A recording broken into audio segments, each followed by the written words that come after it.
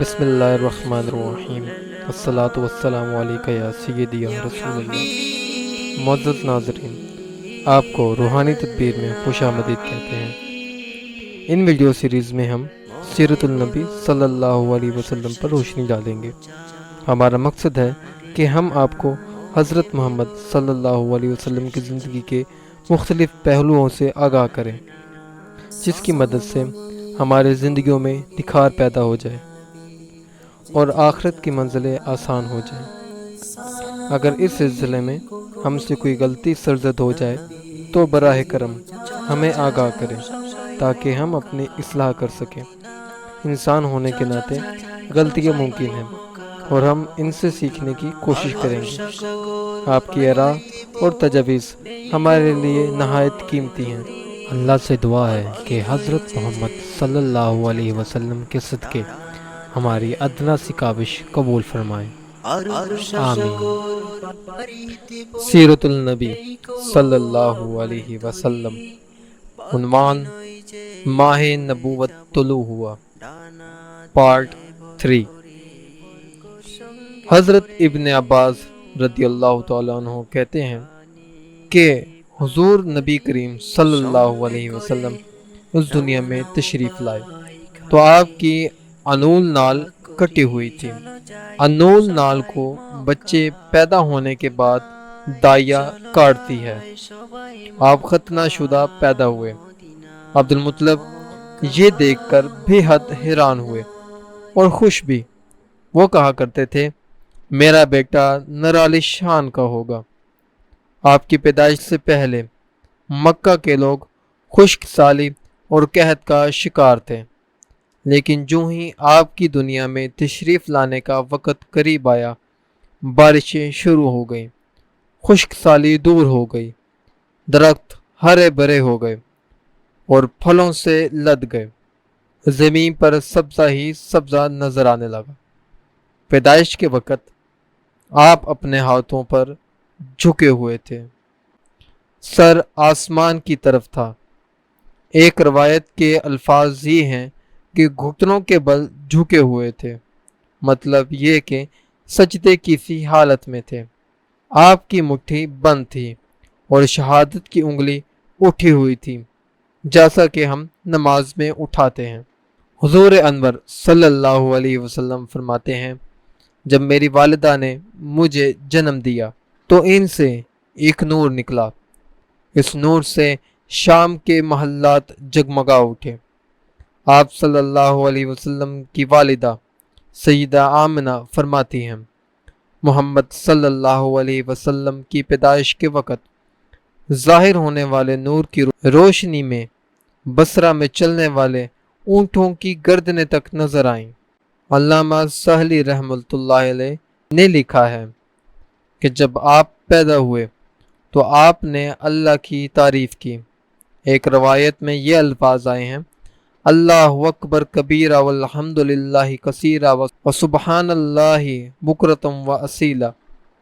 اللہ تعالیٰ سب سے بڑا ہے، اللہ تعالیٰ کی بے حد تعریف ہے اور میں صبح و شام اللہ کی پاکی بیان کرتا ہوں۔ آپ کی ولادت کس دن ہوئی؟ اس بات پر سب کا اتفاق ہے کہ وہ پیر کا دن تھا۔ آپ صبح فجر طلوع ہونے کے وقت دنیا میں تشریف لائے۔ تاریخ پیدائش کے سلسلے میں بہت سے قول ہیں۔ ایک روایت کے مطابق 12 ربیع الاول کو پیدا ہوئے، ایک روایت 8 ربیع الاول کی ہے، ایک روایت 2 ربیع الاول کو پیدا ہوئے۔ اس سلسلے میں اور بھی بہت سی روایات ہیں۔ زیادہ تر مورخین کا خیال ہے کہ آپ صلی اللہ علیہ وسلم 8 یا 12 ربیع الاول کو پیدا ہوئے۔ تقویم کے طریقہ کے حساب سے جب تاریخ نکالی گئی تو 9 ربیع الاول نکلی۔ مطلب یہ کہ اس بارے میں بالکل صحیح بات کسی کو معلوم نہیں۔ اس پر سب کا اتفاق ہے کہ مہینہ ربیع الاول کا تھا اور دن پیر کا۔ یہ بھی کہا جاتا ہے کہ آپ کو پیر کے دن ہی نبوت ملی۔ پیر کے روز ہی آپ نے مدینہ منورہ کی طرف ہجرت فرمائی اور پیر کے روز ہی آپ کی وفات ہوئی۔ آپ صلی اللہ علیہ وسلم عام الفیل میں پیدا ہوئے، یعنی ہاتھیوں والے سال میں۔ اس سال کو ہاتھیوں والا سال اس لیے کہا جاتا ہے کہ ابرہہ نے ہاتھیوں کے ساتھ مکہ مکرمہ پر چڑھائی کی تھی۔ آپ کی پیدائش اس واقعہ کے کچھ ہی دن بعد ہوئی تھی۔ واقعہ کچھ اس طرح کا ہے۔ ابرہہ یمن کا عیسائی حاکم تھا۔ حج کے دنوں میں اس نے دیکھا کہ لوگ بیت اللہ کا حج کرنے جاتے ہیں۔ اس نے اپنے لوگوں سے پوچھا، یہ لوگ کہاں جاتے ہیں؟ اسے جواب ملا، بیت اللہ کا حج کرنے کے لیے مکہ جاتے ہیں۔ اس نے پوچھا، بیت اللہ کس چیز کا بنا ہوا ہے؟ اسے بتایا گیا، پتھروں کا ہے۔ اس نے پوچھا، اس کا لباس کیا؟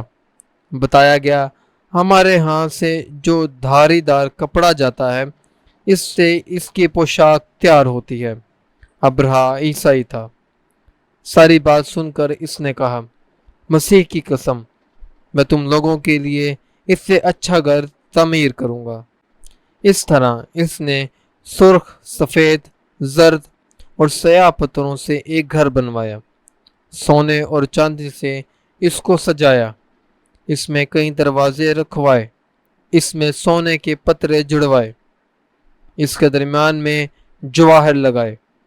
اس مکان میں ایک بڑا سا یاقوت لگوایا۔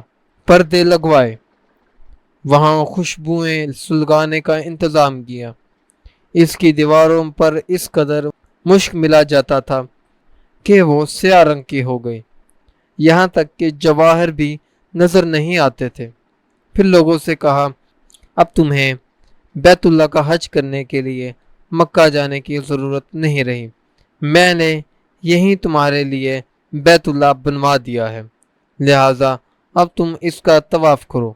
اس طرح کچھ قبائل کئی سال تک اس کا حج کرتے رہے، اس میں اعتکاف کرتے رہے، حج والے مناسک بھی یہیں ادا کرتے رہے۔ عرب کے ایک شخص نفیل خشمی سے یہ بات برداشت نہ ہو سکی۔ وہ اس مصنوعی خانہ کعبہ کے خلاف دل ہی دل میں کڑتا رہا۔ آخر اس نے دل میں ٹھان لی کہ وہ اس ابرہہ کی اس عمارت کو گندہ کر کے چھوڑے گا۔ پھر ایک رات اس نے چوری چھپے بہت سی گندگی اس میں ڈال دی۔ ابرہہ کو معلوم ہوا تو سخت غضبناک ہوا، کہنے لگا، یہ کارروائی کسی عرب نے اپنے کعبہ کے لیے کی ہے، میں اسے ڈھا دوں گا، اس کا ایک ایک پتھر توڑ دوں گا۔ اس نے شام و حبشہ کو یہ تفصیلات لکھ دی۔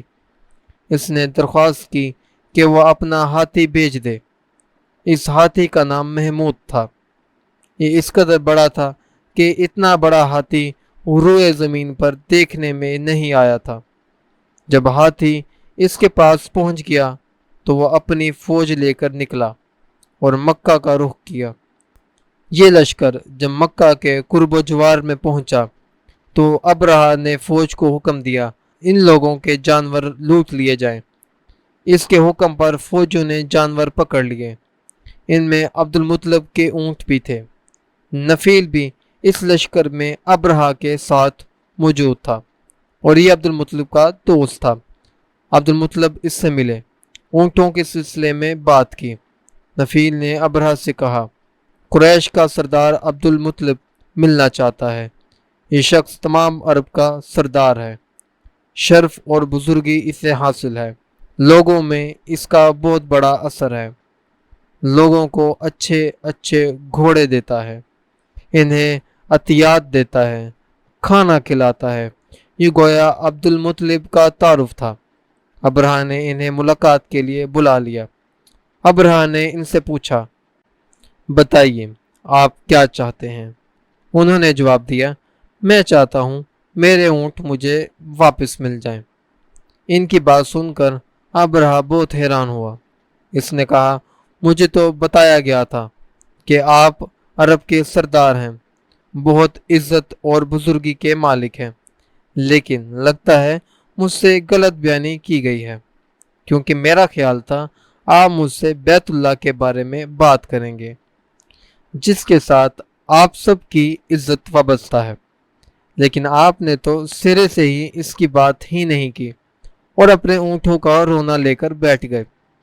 یہ بات کیا ہوئی؟ اس کی بات سن کر عبد المطلب بولے، آپ میرے اونٹ مجھے واپس دے دیں، بیت اللہ کے ساتھ جو چاہے کریں، اس لیے کہ اس گھر کا ایک پروردگار ہے، وہ خود ہی اس کی حفاظت کرے گا، مجھے اس کے لیے فکر مند ہونے کی ضرورت نہیں۔ اس کی بات سن کر ابرہہ نے حکم دیا، ان کے اونٹ واپس دے دیے جائیں۔ جب انہیں ان کے اونٹ واپس مل گئے تو انہوں نے ان کے سموں پر چمڑے چڑھا دیے، ان پر نشان لگا دیے، انہیں قربانی کے لیے وقف کر کے حرم میں چھوڑ دیا تاکہ پھر کوئی انہیں پکڑ لے تو حرم کا پروردگار اس پر غضبناک ہو۔ پھر عبد المطلب ہیرا پہاڑ پر چڑھ گئے۔ ان کے ساتھ ان کے کچھ دوست تھے۔